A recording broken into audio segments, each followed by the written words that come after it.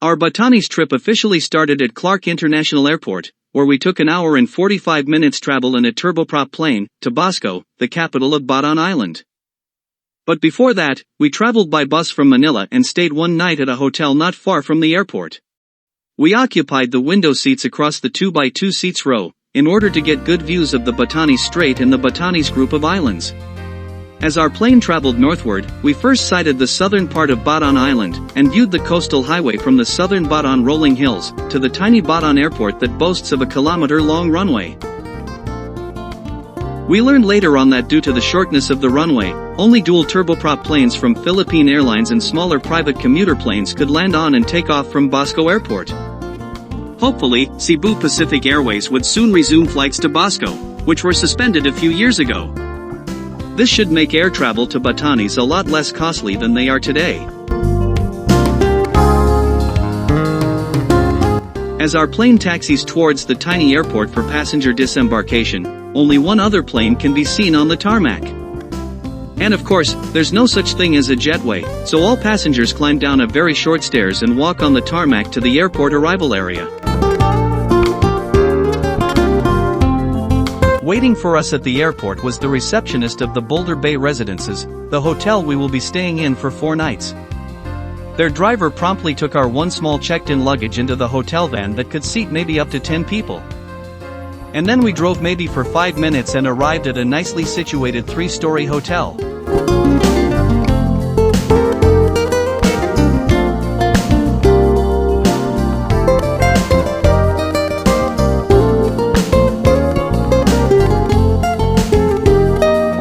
Although we've been used to booking flights and stays directly with airlines and hotel establishments through the internet for about 27 years, we used Expedia.com for this trip, and we feel we got a good flight and hotel stay package through Expedia.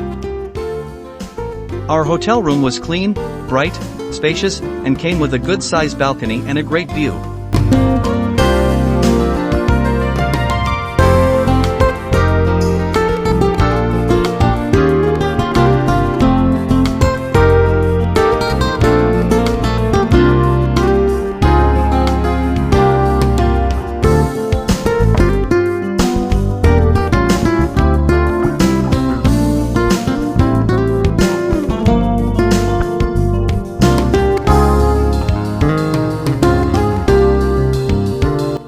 The Boulder Bay Ridge Hotel also has an easily accessible roof deck, where one side facing southeast, provides a very nice and open view of the Pacific Ocean, beyond the view of which lies the some parts of the island of Luzon.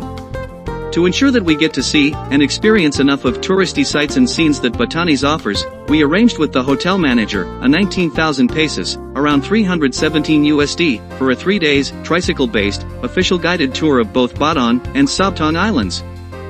The latter is located southwest of Batanes, and could be reached via 20 to 30 minutes boat ride.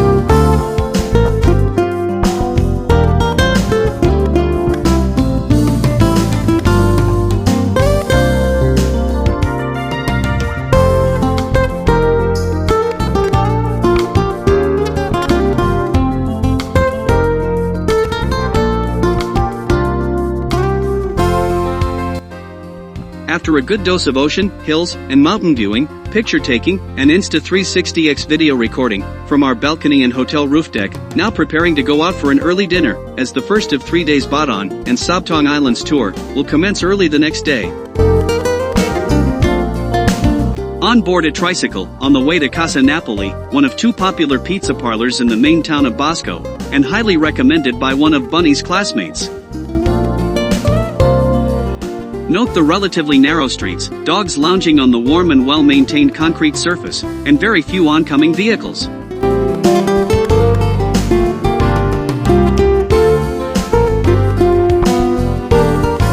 We also passed by on the right side, the wire-fenced Basco Airport on the way to the main town.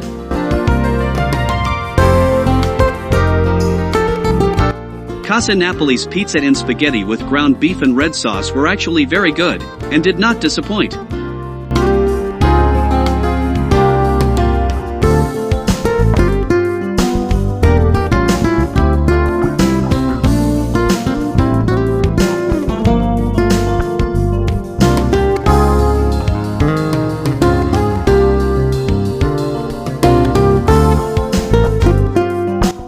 Surviving the heavy Italian food early dinner, we spent close to an hour, walking off the calories, around the small town of Basco.